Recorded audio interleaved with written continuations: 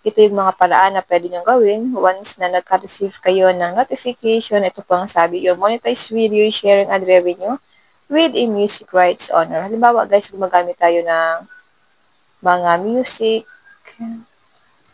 then kiniklaim po ito guys minsan ng may-ari mismo ng music. So ito lang po ang gagawin natin. Click lang natin ang notification dito. Ito guys, may nakalagay dito na your monetized video sharing ad revenue with a music rights owner. Itap lang natin ito. There are changes to your video.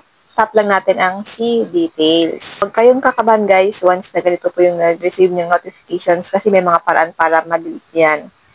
There are changes to your video because of copyright match. So, itap lang natin dito ang continue. How does copyright work? Tap lang natin dito guys ang continue. Tap continue. Ayan, pwede nyo po siya guys basahin. Yan. Ito po yung pwede natin pagpilian. Pwedeng accept changes, pwedeng submit dispute, remove video. Sa akin guys, kapag mga ganito, nire-remove ko po yung video. Then, piliin ko lang po dito guys ang remove video. Click continue. Click delete video.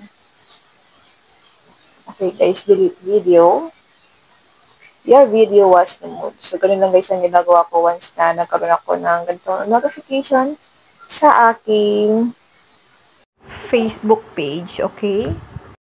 Yun lang guys, ano po may natutunan kayo sa aking video. Huwag niyo po kalimutan na i-follow up at i-share ang ating video para malaman din po ng iba kung paano mag-review ng video once na nagkaroon ng sharing ad revenue ang inyong mga video na in-upload sa inyong mga video.